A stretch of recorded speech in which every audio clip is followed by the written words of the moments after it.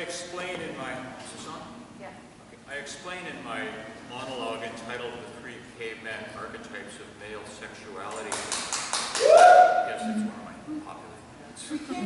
That millions of years of natural selection have burdened men, and I mean burdened men, with a single-minded... So it's not on. Maybe I don't need it. I explained in my monologue entitled The Three Caveman Archetypes of Male Sexuality. Yes, it's popular. That millions of years of natural selection have burdened men, and I mean burdened them, with a single-minded determination to insert their genetic material, in other words, their penises, into as many females as possible. Now, interestingly, population geneticists have recently identified the man who appears to have achieved the greatest level of success at this undertaking. He is none other than Genghis Khan. Living from 1162 to 1227, Genghis Khan conquered much of the known world. His armies of pony-riding archers would conquer a given area, slaughtering much of the population and sending the most beautiful young women back to their leader.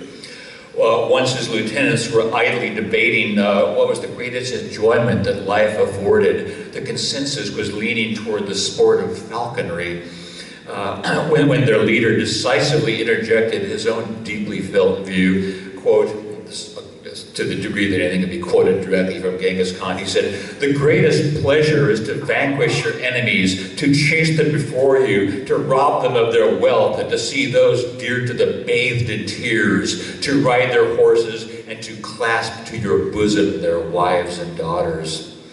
And it's interesting, you may recognize a variation of that from Conan the Barbarian, where Arnold Schwarzenegger says much the same thing in a monologue. You can go to YouTube, search Conan the Barbarian, what is best in life, and you can see that monologue.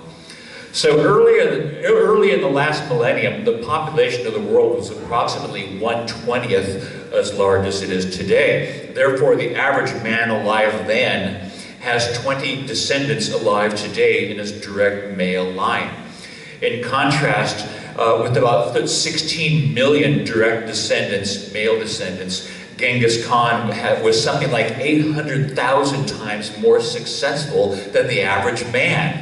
Approximately 1 in every 200 men today is a direct blood descendant of Genghis Khan. And this number doesn't necessarily reflect the success of Genghis Khan himself, but also of his male offspring, or perhaps even male ancestors. But still, it's widely attributed to Genghis Khan. Further complicating the specifics of this matter is that Genghis Khan's funeral was attended by about 2,000 guests and 800 soldiers. After the ceremony, the soldiers slaughtered every single one of the guests, and upon returning to their garrison, those soldiers were then slaughtered by other soldiers. So Genghis Khan's tomb is fully lost to history, so his DNA can't be analyzed. Now, as a man who enjoys being in the arms of a woman, I can only imagine what Genghis Khan's sex life must have been like. I can just imagine his guards shouting, "It's nighttime, bring Genghis another virgin." Would his wives and concubines coach the new arrivals? "Our dear young child, worry not, for you are about to enjoy a great honor. Lord Genghis is a mighty warrior." Would he regularly rape virgins with all the blood and discomfort that entails? Or would the young women be somehow sort of prepared for the occasion? Was it what would we think of today as rape? Or were young captured women culturally predisposed to submit to the inevitability of their fate, perhaps even enjoying the process? Did Genghis Khan, was he a big believer in foreplay? What percentage of his victims or lovers had orgasms?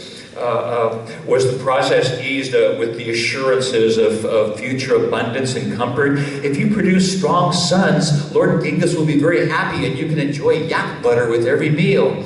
So, ironically, I am fascinated by evolutionary psychology and how natural selection has shaped men's sexual behavior, and yet I wistfully lament the fact that I appear poised myself to go to my grave never becoming a father, and thus the sex life of Genghis Khan is all the more fascinating to me.